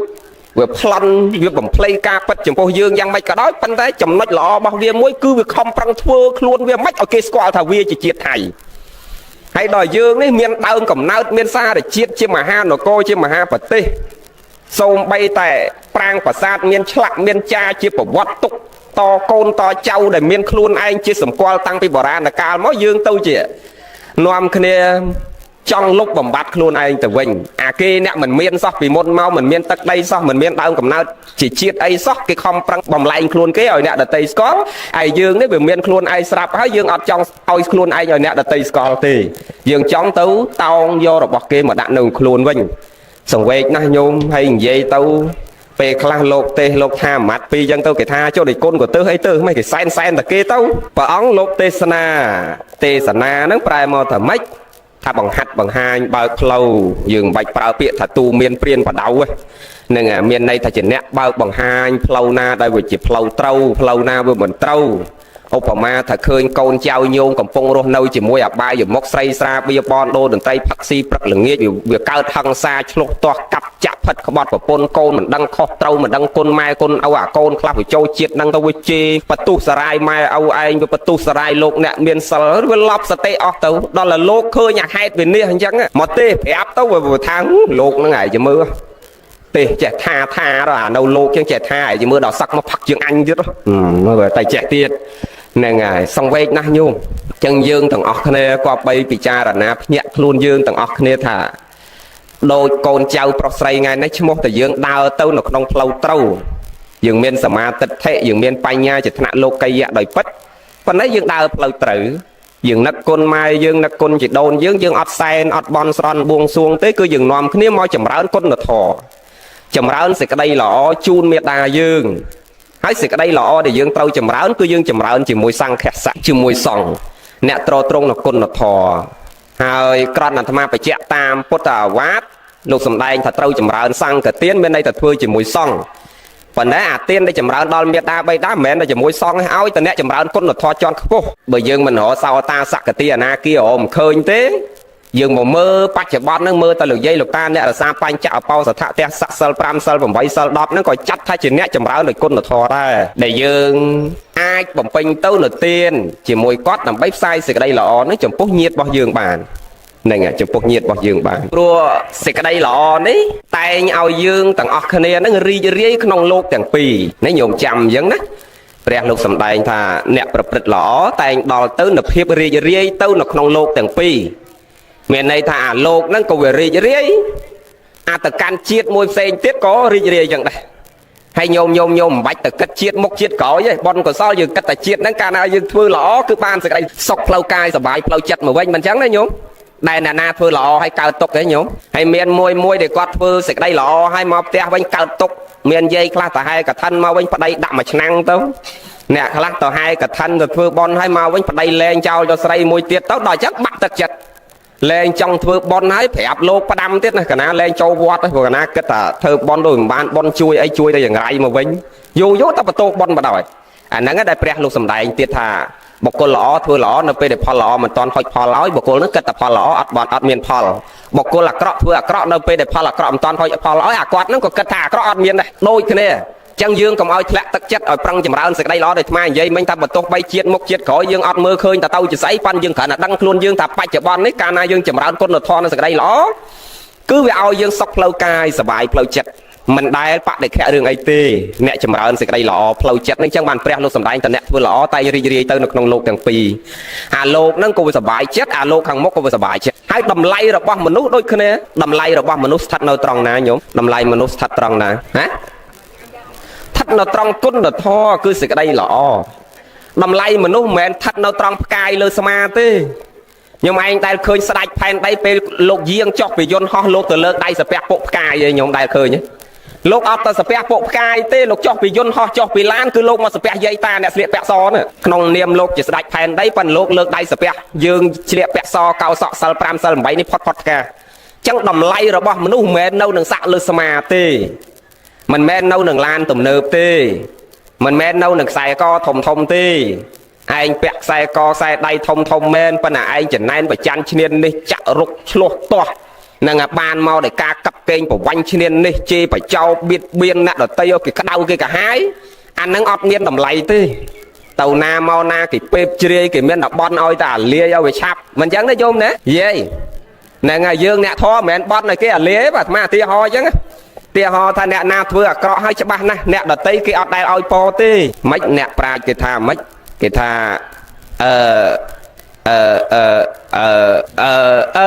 នឹកអត់ឃើញគេថាណអ្នកចម្រើនដោយគុណធម៌នេះគឺចម្រើនគ្រប់យ៉ាងហ្នឹងហើយអ្នកដែលចម្រើនដោយអកុសលហ្នឹងវានេះគ្រប់យ៉ាងដូចគ្នាវាអបសិទ្ធអ្នកចម្រើនគុណធម៌ចម្រើនកេរ្តិ៍ឈ្មោះចម្រើនកិត្តិយសចម្រើនទ្រព្យសម្បត្តិចម្រើនសេចក្តីស្រឡាញ់ពីអ្នកដតីចម្រើនពីការគោរពពីអ្នកដតីចម្រើនគ្រប់យ៉ាងហ្មងញោមហ្នឹងអ្នកណាដែលរស់នៅជាមួយគុណធម៌និងសេចក្តីល្អណាទៅណាមកណាដល់ទៅដល់ការគោរពស្រឡាញ់ពីអ្នកដតីទាំងមនុស្សទាំងទេវតានឹងគេគ្រប់គ្នាក្រណកលេចឃើញគេលើកដៃសាពះគេអោនគេលំទោនដល់អ្នកណាប្រព្រឹត្តសេចក្តីអាក្រក់មកធ្លាប់ឧទាហរណ៍នោះ ក្មេងកហើយក្មេងកក្មេងកនឹងវាជាក្មេងដែលដឹងខុសដឹងត្រូវចេះគោរពចាស់ព្រឹទ្ធាចារ្យចេះអោនលំទោនចំពោះចាស់ព្រឹទ្ធាចារ្យប្រតិបត្តិម៉ែឪគោរពព្រះសង្ឃគោរពដូនតាទៅណាមកណាអោនលំទោនចំពោះញាតិមិត្តចិត្តខាងហើយដល់អាកនេះយីពីក៏អើតក៏តោមអត់ដឹងខុសដឹងត្រូវយីពីម៉ោង2 10ឯងស៊ីបាយហើយសម្រាប់បិទភ្នែកបើផ្លែងាចុះខ្សែចុះចកាណាអាហ្នឹងវាបើកម៉ូតូដោះកំពង់ស៊ីម៉ាំងចោលប្រែនចុះប្រែនឡើងប្រែនចុះប្រែនឡើងដល់ដួលព្រុសបុកឆ្កែមុខផ្ទះយាយនិយាយណាថាស្អីអាណាស្អីហើយវិញងាកមើលទៅអាកប្រឆេះម៉ូតូឯងដេអត់បានរាល់ថ្ងៃហ្នឹងនិយាយនេះមិនមែនហៅអ្នកដតីឲ្យជួយលើកទេចូលទៅក្នុងផ្ទះវិញលើកដៃស្ងាត់ស្ងាត់អ្នកឯងសាធូបឲ្យទៅឲ្យស្រឡះទៅលោកហ្នឹងអញគ្មានបានដេកបានពួនទេដោយសារវារាល់ថ្ងៃហ្នឹងឲ្យទៅឲ្យឆាប់ចុះហ្នឹងដូចមកឡប់លើកហ្នឹងពិតរឿងខ្លះគឺចឹងហ្នឹងកាលណាយើងអត់ចម្រើនដោយសេចក្តីល្អទៅវាវិនិច្ឆ័យគ្រប់យ៉ាងអាពេលមានទុកហើយក៏អ្នកដតីគេអត់ជ្រុំជ្រែងជួយឲ្យរួចចាកសេចក្តីទុកដែរអញ្ចឹងហើយបានព្រះអង្គសម្ដែងត្រូវអ្នកណាធ្វើសេចក្តីល្អគឺអ្នកនឹងតែងរីករាយទៅនៅក្នុងលោកទាំងពីរលោកនឹងក៏រីករាយមិនមានការជាប់ចម្ពាក់មិនមានការបៀតបៀនពីអ្នកដតីហើយបច្ចុប្បន្ននឹងសុខហើយអនាគតជាតិអត់ដែលធ្លាក់ចុះទៅក្នុងអបាយទេហ្នឹងហើយសត្វលោកណាដែលប្រព្រឹត្តទៅនៅគុណធម៌ប្រព្រឹត្តទៅនៅសេចក្តីល្អមានទានមានសិលភាវនាសិលសមាធិបញ្ញាហ្នឹងគឺបុគ្គលនឹងឈ្មោះថាដាំពូជមនុស្សបន្តទៀតហើយអត់ចត់តិបដិសន្ធិទៅអបាយទេហើយបើទៅអបាយឋានៈត្រឹមតិរិឆានអីនេះនៅមានបុណ្យក្រាន់បើណាញោមណានេះឆ្កែឆ្មាគោក្របីដំរីសេះមន់ទានៅក្បែរបាយយើងនឹងចាត់ថាជាបុគ្គលដែលមានបុណ្យប្រសើរគួរសមហើយដែលបានមកនឹងនោះហើយបើថាផុតពីនឹងទៅអបាយណាទៅអវិជ័យមហានរកដោយអនន្តរិយកម្មអីញោមឯងធ្វើបុណ្យងាប់ផ្សាយទៀតក៏អត់បានដល់ដែរបុណ្យក៏ទៅមិនដល់ហើយគ្មានវាសនាបានមកឃើញផែនដីនេះទេណាអត្តភាពអ្នកដែលចត់តិបដិសន្ធិទៅទោសធ្ងន់ធ្ងរដោយអនន្តរិយកម្មដូចទេវតតអីហើយអនន្តរិយកម្មកើតឡើងដោយហេតុប្រមាណខ្លះមេតុឃាតរាប់ញោមឯងចាំអស់នឹងកុំប្រព្រឹត្តតែប្រព្រឹត្តទៅកន្លែងហ្នឹងមេតុឃាតបិតុឃាតសង្កភេទលោហិតុបាតហ្នឹងអស់ហ្នឹងសិតតាអនន្តរិយកម្មនេះអាទោសមួយដែលយើងគិតថាធម្មតាខ្មែរយើងរាល់ថ្ងៃដែលគិតថាទោសនឹងធម្មតាតាមពិតអនន្តរិយកម្មណាញោមគឺសង្កភេទខ្មែរយើងសពថ្ងៃមកដើរដោះស្រាយរឿងមួយសម្ដេចឃើញចូលចិត្តធ្វើអាហ្នឹងមកក្រុមទៅគាំទ្រគ្រូសោតឆ្វេងមកក្រុមគាំទ្រគ្រូសោតស្ដាំពេលអស់ចៅអធិការទៅហើយលោកនេះខូចចង្រៃមកពីប្រសក់តែបើប្រសក់អត់កាន់ជើងលោកមកខាងលោកអត់ខូចសោះប៉ុន្តែពេលប្រសក់កាន់សងខាងមិនមានមកខាងដូចគ្នាអញ្ចឹងមានអីខូចលោកនេះវិញឆ្លោះគ្នាក្នុងវត្តតែមួយនឹងបែងជាពីរប៉ាក់បើសិនអត់មានប្រសក់កាន់ជើងមនុស្សខូចមិនកើតបាទប៉ុន្តែប្រសក់កាន់ជើងមកខាងខូចលោកបណ្ដោយតែអាហ្នឹងញោមគិតថាទោសស្រាលមិនមែនស្រាលទេញោមណាស្មើនឹងសម្លាប់ម៉ែសម្លាប់ឪដែរណាអនន្តរិយកម្មសង្កភេទនេះញោមចាំណាគួរឲ្យខ្លាចទាំងអស់គ្នាហើយតទៅកន្លែងហ្នឹងហើយមិនងាយត្រឡប់មកវិញទេដូចទេវតតអីអត់តាន់មកវិញទេយាយទេវតតអីនៅអវិជ័យមហានរកនៅឡើយទេហើយទេវតតដោយសារអីបានទៅអនន្តរិយកម្មទេវតតមានទោស5ធំ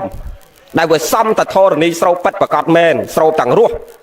ពេលភ្ញាក់រលឹកនឹកឃើញដឹងខ្លួនហើយនេះអាកន្លែងហ្នឹងចូលអាត្មានិយាយមិញព្រះលោកសំដែងថាអ្នកធ្វើល្អតែងរីករាយទៅនៅក្នុងលោកទាំងពីរអាបច្ចុប្បន្នក៏រីករាយអាដាច់ខ្យល់ហើយជាតិក្រោយក៏រីករាយហើយអាអ្នកធ្វើអាក្រក់តែងក្តៅកាហាយទៅនៅក្នុងលោកទាំងពីរអាលោកហ្នឹងមិនទាន់ដាច់ខ្យល់ទេក្តៅកាហាយហើយដោយទេវតតអញ្ចឹងកាលពីមុនធរណីស្រោបនោះភ្ញាក់រលឹកនឹកឃើញដឹងខ្លួនណាអាពេលឈឺធ្ងន់ហើយភិក្ខុគេរត់ចោលអស់ទៅនៅសល់5 6អង្គនៅក្បែរខ្លួនតាំងពី500អង្គរហូតសល់5អង្គគេរត់ចោលអស់គេដឹងថាទេវតតនាំដើរផ្លូវអត់ត្រូវខុសផ្លូវព្រះសាស្តាអញ្ចឹងគេរត់ចោលអស់សល់4 5អង្គចាប់ផ្ដើមភ្ញាក់រលឹកពេលឈឺធ្ងន់នឹកឃើញចង់ទៅថ្វាយអង្គមព្រះពិចារណាថាអូអញនៅក្បែរព្រះមិនគួរណា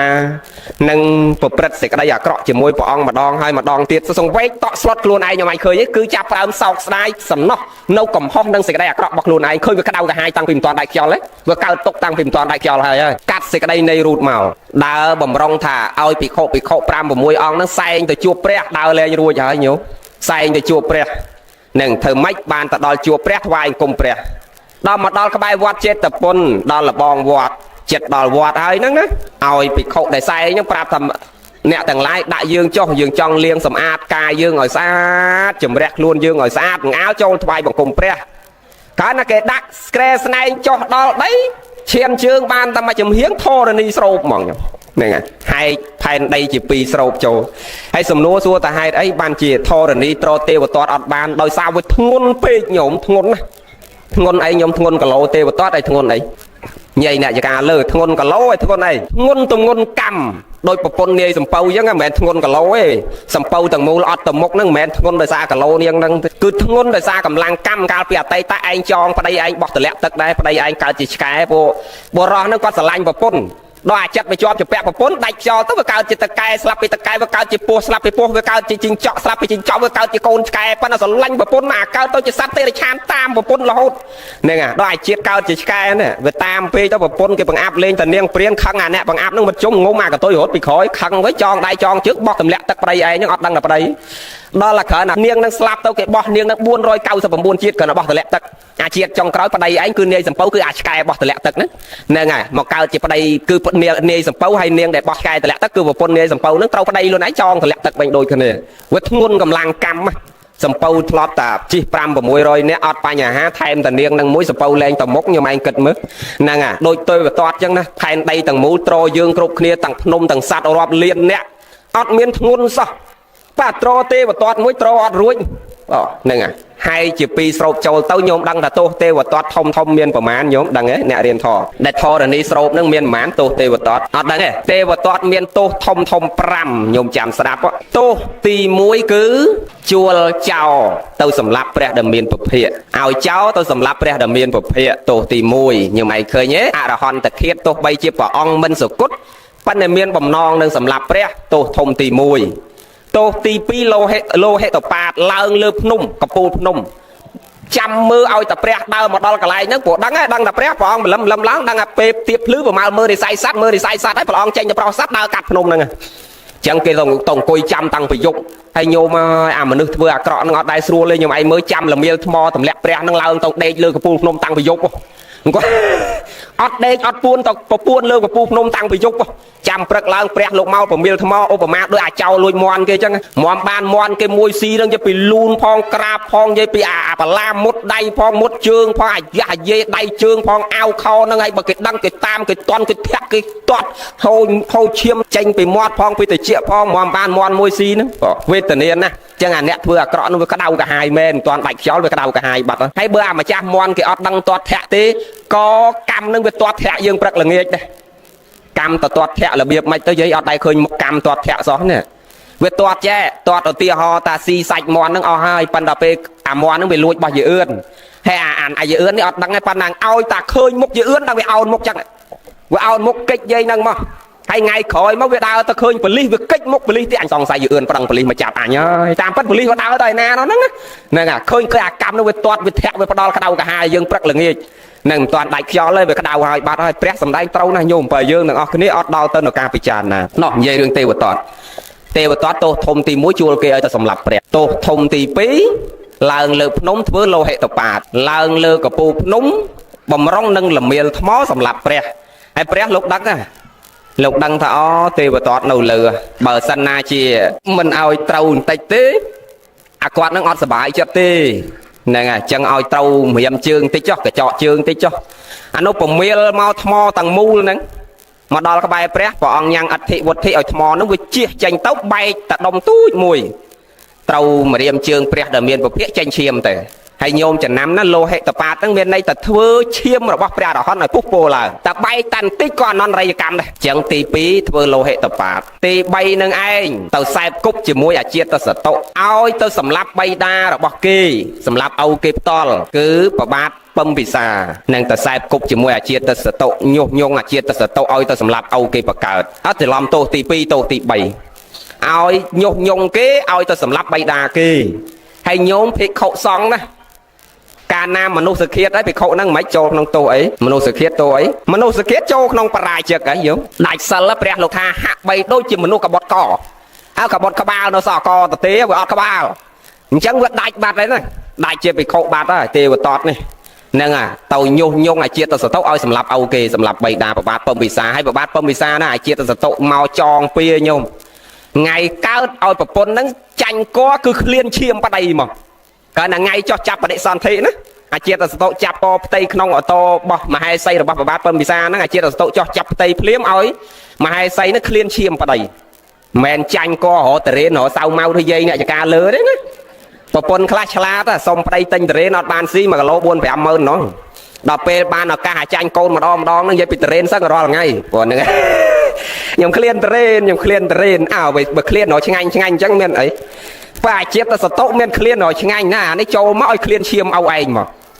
ចឹងប្រពន្ធនេះអង្វរប្តីឯងហើយខ្ញុំតើអត់បានជក់ឈាមឯងតិចទេខ្ញុំនៅអត់សុកទេញ័រដៃញ័រជើងខ្ញុំច្បាស់ជាងាប់ហើយចឹងប្តីនេះដាច់ចិត្តញោមយកកបាត់ចុងស្រួចមកដល់ឆ្អាលវះដៃខ្លួនឯងឲ្យប្រពន្ធជក់ឈាមបន្តិចទៅបានស្ងប់ចិត្តខ្ញុំឯងឃើញមិនទាន់កើតឃើញពលឺថ្ងៃផងឲ្យក្តៅកាហាយឲ្យបាត់ដោយសារអីអាជាតិសតអាពំពិសាកាលពីអតីតខ្លួនឯងនឹងជាស្ដេចដែរហើយធ្វើអីញោមធ្វើអីពាក់ប្របាទឡើងលើបច្ច័យដីឡើងលើអទេសកៈចេដីគេនាំគ្នាថ្វាយអង្គមបូជាគុណព្រះគ្រប់គ្នាលុតជង្គង់ក្រាបដល់បាតដីហើយឯងអាងខ្លួនជាស្ដេចពាក់ស្បែកជើងឡើងលើបច្ច័យដីនឹងហើយបានជាវាមានទោសត្រូវអាជាតិសតុនឹងខ្សែគប់ជាមួយទេវតតញុះញង់ឲ្យយកបៃតាទៅដាក់ឃុំឲ្យមិនងាយស្លាប់រហូតដល់បង្អត់បាយហើយមិនព្រមស្លាប់ដោយសារដើរចក្រមនឹងហើយបានអាចរស់បាននឹងបានអាជាតិសតុប្រើឲ្យអ្នកយាមគុកនឹងយកឡាមទៅវះជាស្បែកជើងនឹងចោលឲ្យប្រឡាក់រហូតដល់សោយទីបង្គត់ហ្នឹងហើយទោសដោយសារពាក់ស្បែកជើងឡើងលើបច្ច័យដីអញ្ចឹងទាំងអស់គ្នាប្រយ័ត្នណាញោមណា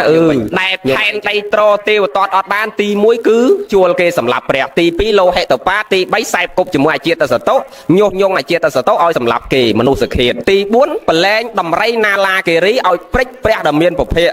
ហើយដំរីវាមិនព្រិចវាទៅជាលុតជង្គង់ទី5គឺសង្ឃភេទដែលអាត្មានិយាយមិញអាសង្ឃភេទហ្នឹងកើតចេញពីទេវតតនឹងមុនគេទាំងអស់មិនមែនសម័យយើងឥឡូវហ្នឹងទេទេវតតប្រមូលបានភិក្ខុ500អង្គបែកបាក់បែកពួកនាំភិក្ខុដតីដែលកំពុងតែប្រតិបត្តិធម៌ជាមួយព្រះហ្នឹងទៅតាមខ្លួនទាំងអស់ដោយសារអីដោយសារទេវតតគេចង់ផ្ចាញ់ព្រះហើយគេសុំព្រះសុំឲ្យព្រះនិងភិក្ខុសង្ឃទាំងអស់អ្នកបួសក្នុងសាសនានឹងអនុវត្តតាមខរបស់គេ5ញោមឯងដឹងខអីខ្លះទេថ្ងៃហ្នឹងនិយាយរឿងទេវតតរឿងទេវតតហ្នឹងបើនិយាយ3ថ្ងៃនិយាយចប់បាទអាត្មានិយាយចំណុចសំខាន់ដែលធរណីអត់អាចត្រទេវតតបានខដែលទេវតតសុំឲ្យព្រះធ្វើទី1គឺសុំព្រះថាកុំឲ្យភិក្ខុឆាន់របស់ដែលគេប្រគេនដោយផ្ទាល់ត្រូវដើរបិណ្ឌបាតឆាន់ដោយអត់ឲ្យគង់ឆាន់នៅមួយកន្លែងទេត្រូវតែដើរបិណ្ឌបាតត្រូវតែដើរសុំគេហ្នឹងត្រូវតែដើរប្រោះសัตว์អាទី1នឹងដូចតំណងដែរទី1គេសុំថាភិក្ខុសង្ឃហាមមិនឲ្យឆាន់របស់ប្រសក់ដាច់ខាតគឺត្រូវតែដើរបិណ្ឌបាតឆាន់ខទី2ទេវតតសុំថាកុំឲ្យប្រើសម្ពុតកហបតីជីវរត្រូវតែប្រើសម្ពុតបាំងសកលជីវរយើងស្រាប់មកផ្លែទៅទេវតតមិនធម្មតាទេណាភិក្ខុខ្លះណាគេគិតចឹងទេវតតល្អណាស់ឃើញទេហ្នឹងកុំឲ្យភិក្ខុសង្ឃនៅស្រួលកុំឲ្យឆាន់ស្រួលហើយកុំឲ្យប្រើសពុតល្អយើងអ្នកបួសត្រូវប្រើសពុតទុពលភាពដាច់ស្អុយកក្រិកកគ្រក់ត្រូវប្រើរបស់បាំងសកលជីវរមិនត្រូវឆើតឆាយប្រើចពល្អសពុតស្អាតទេអ្នកប្រព្រឹត្តធម៌ត្រូវតែអញ្ចឹងអ្នកខ្លះគេគ្រាន់តែលើកឡើងប៉ុណ្្នឹងគេពេញចិត្តគេប្រាំព្រះអត់តាន់ថាម៉េចទៅណាគេសុំព្រះនៅមុខព្រះហើយនឹងជំនុំភិក្ខុសង្ឃទាំងអស់រាប់ពាន់អង្គនឹងគេលើកឡើងអញ្ចឹងទី1ភិក្ខុមិនត្រូវឆាន់ចង្ហាន់ដែលប្រសក់ប្រគេនទេត្រូវតែដើរបិណ្ឌបាតឆាន់បើបិណ្ឌបាតមិនបានត្រូវលាងបាតទឹកបាតឆាន់មិនត្រូវឆាន់របស់ដែលប្រសក់ប្រគេនទេទី2មិនត្រូវប្រើសម្ពុតកហបតីជីវរទេដាច់ខាតត្រូវតែប្រើបាំងសកលជីវរទី3ភិក្ខុមិនត្រូវគង់នៅក្នុងវិហារសេនាសនៈទេត្រូវគង់នៅឱកាសសេនាសនៈព្រោះសេនាសនៈក្នុងព្រះវិន័យ3ដកលោកចែកជា4ឱកាសសេនាសនៈវិហារសេនាសនៈសន្ធតសេនាសនៈមញ្ញបៃខសេនាសនៈចឹងភិក្ខុមិនត្រូវគង់នៅទីសេនាសនៈជាវិហារសេនាសនៈដែលបរិស័ទធ្វើប្រគេនកុដិសាលាហ្នឹងណាញោមវិហារសេនាសនៈគឺសំដៅដល់កុដិសាលាព្រះវិហារចែកដីដែលលោកគង់រាល់ថ្ងៃហ្នឹងណាអត់ឲ្យលោកគង់នៅហ្នឹងឯងត្រូវគង់ឱកាសសេនាសនៈមានន័យតែគង់ក្រោមរូងថ្មគង់ក្រោមដើមឈើទីតីរៀងខ្លួនឲ្យគង់តាមរូងថ្មលាអាងភ្នំក្រោមដើមឈើក្រោមដើមថ្នោតអត់ឲ្យគង់នៅក្នុងកុដិទេវតតសុំប្រមាណហ្នឹងគឺព្រះសម្មាសម្ពុទ្ធព្រះអង្គមុននឹងឆ្លើយព្រះអង្គសួរទេវតតមនាលទេវតតកណាគេឆ្លើយអញ្ចឹងណាកណាហើយទេវតតឯងសពថ្ងៃឆាន់បាយប្រសក់ប្រគេនឬក៏ឆាន់បាយដោយការដើរបិណ្ឌខ្ញុំបងឆាន់បាយប្រសក់ប្រគេនហើយចុះខ្លួនឯងឆាន់បាយប្រសក់ប្រគេនឲ្យគេដើរបិណ្ឌខ្លួនឯងធ្វើបាននៅងាត់មាត់មួយហើយចកទី2ទេវតតឯងតាំងពីបួសមកប្រើសម្ពុតបាំងសកលជីវរឬក៏ប្រើកហបតីជីវរកណាខ្សែរាជវង្សកណាដែលទៅប្រើសម្ពុតទុពលភាពអីកណាប្រើរបស់ល្អកណាប្រើរបស់ដែលញាតវង្សរបស់ខ្ញុំព្រះអង្គប្រគេនឲ្យខ្លួនឯងអត់ប្រើសម្ពុតបាំងសកលជីវរផងសំណុំបគេឲ្យប្រើតែសម្ពុតបាំងសកលជីវរហើយចុះខ្លួនឯងរាល់ថ្ងៃសឹងនៅកត់សឹងលើក្រែសឹងលើដីខ្ញុំព្រះអង្គសឹងលើក្រែចុះបើខ្លួនឯងអត់តាន់សឹងលើដីផងតើឲ្យគេសឹងលើដីអាម៉េច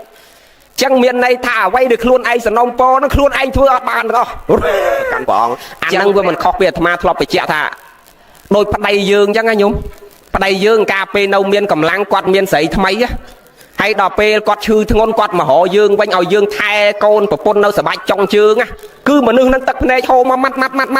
hô hướng ấy hô nắc khơi thằng anh cô nàng càng nâng bọt và pôn côn anh sao ti bằng phật ta không biết à na lo chiêng và pôn côn anh sợ nó nè mơ phê anh chư và pôn côn anh nâu sờ bạch nông trong chương nông thay là xa tục bay anh flop phật cái bọt và phật gì cái đây à cọ đặt quạt nâu ta sờ lạnh nâu ta thay là xa hay và pôn đau chăng nhung à phê cái miền thay khăng cái chê cái ấy còn một chất anh ở so vì ngay nông tao lên choăn đây anh bằng đập phê cái chư phê máu mơ cái tiền nè à chẳng à phê pong mơ vào đây nông sờ bạch chương vào đây dùng à ta class dọn tật này pro nắc khơi cầm hóc luôn ai với sai chẳng như mày khơi nhé cái đau cả hai sai coi nó cầm hóc là bóc luôn ai toàn đại phiêu thế vì sai coi là cái đau cả hai hơi bạt hơi ấy với oi Paul dương trình này ọt bạt tê nhiều mày miền chưng ngon lấy mà tiệt à miền chưng ngon ta côn dương cho anh nâng cả na đôi group mai group âu cả na nắc chiết nâng đó cả na ban côn mong đang làm mấy anh nông đau mình sắp prap mình tam nè à vượt thưa ta sẽ đây à coi cả na cái đau cả hai là hốt anh không thưa là on na đi mau son campi anh ban vừa oi anh tật này tật sờ bao prap là nghe côn kia cái đăng côn cái đục mai cái tàu squall khốp tập bon cả thân khốp tập vọt côn cả na mui nó đục cả na tàu tập bọc beli anh lược đầy tao xong tu kia bong lui kia khốp tập bọc na có về nom ta anh tàu squall đó là thằng mai vậy mấy à côn cái đục mai kia squall bon khốp tập vọt từng đó à mui nó đục anh tàu tập bọc beli squall là bọc nâu na đục anh tàu năng squall khốp tập lại chân sòng ve bị cha na thà hai ấy có cả na thôi sẽ đây lọ và tôi chỉ chuột mà nước ở chân chuột câu này chân anh đang ở đây mà trong phải chẹp phải áp nhôm thà pin môn mau viêm đăng thôi say nè à dương đăng thôi ấy ông má thà dương áp đăng tại dương áp chiết nó dương thôi lọ mấy phần pin môn dương đăng thôi ấy dương là mel côn dương bật tu sải với đâm toát thẹn mai âu dương đôi tật kia chân đáy còn đắng phố ô tia ho tại đôi côn dương mà cao chỉ môi dương đôi dương mau bon ngày nó mà chạm bon bọt sờ bọt phải áp mà trắng đấy nhôm đấy mà chạm bon bọt sờ bọt phải áp mẹ đấy thằng ngọc này mà chặt bọn ao sẽ bọt đấy ao chưa nhé chưa sao bọt sẽ bọt bà con dương pe về mà cao mùi dương á pe về mà cao chắp cầm nát mùi dương tập 4 á ban mà khai tập 4 á pe trâu không bột tu dương co chỉ chiêm đăng chỉ thà mà khai tập 4 về đâu chỉ đông chiêm đâu chỉ co chiêm á pe về mà chắp cầm nát không ô tô dương nắng về miền bọt sẽ bọt thẹp hay về tập xe bọt từ bên đâu không nắng à về tập xe thẹp tham mai á nhóm cà phê chiết môn máu nhóm nấu trong thôm nè mùi na cặp kia hay sọt cái bao trong ở đây thoáng cái này nắng nhóm ai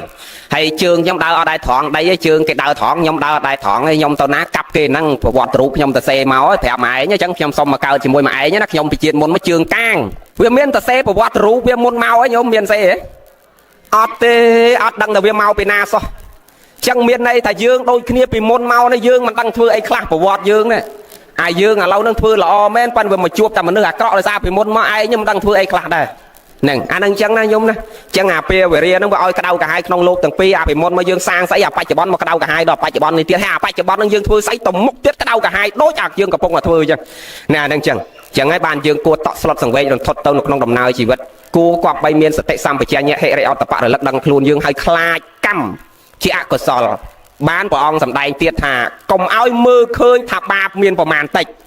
bọn phải đám nữa còn ơi thế anh lùi kia mà đón tầm ấy thế là hòn mập lẻ ý anh hay kia mà đón ấy thế vậy đờm kia mà đón công áo mơ khơi tập ba miên vào màn tịch bẹt thải trắng ấy bọn phải đám trắng nữa này ngày chân dương tầng cái con ơi phải lạ đã có sáu tụ bay tịch cả đói trơn cả đói đôi mà vậy mình chẳng niềng sập pôn đi sập pấu tầm lẹ đây trao không tất tầm mà đón ban đầu kia tầm lẹ anh châu tất pram rồi chiết nó chẳng à tầm lẹ cái khơi ta đôi tí chứ tầm mà đón ấy ban đầu kia tầm lẹ anh phải mồi đón bởi chẳng còn ơi mơ khơi tập ba miên vào màn tịch tầng kia trâu khai tới nơi sẽ đây cọ chầm rần tới nó có sao là thò tầng kia à nằm một tầng này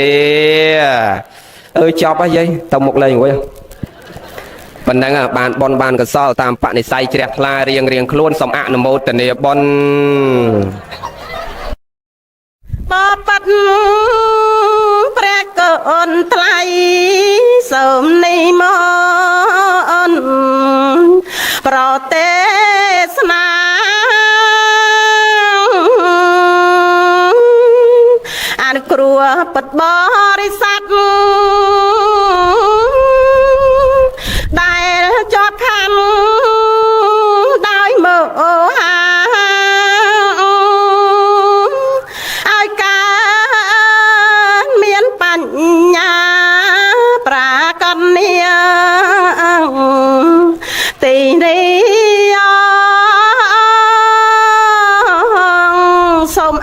ទនាស្ដាប់នៅព្រះធម៌ទេសនា ឈ្មោះព្រះបរមអ្នកចេតីព្រមទាំងព្រះសារីរកធាតុនៃព្រះពុទ្ធនិងមហាពោធិព្រឹកដែលគួរនឹក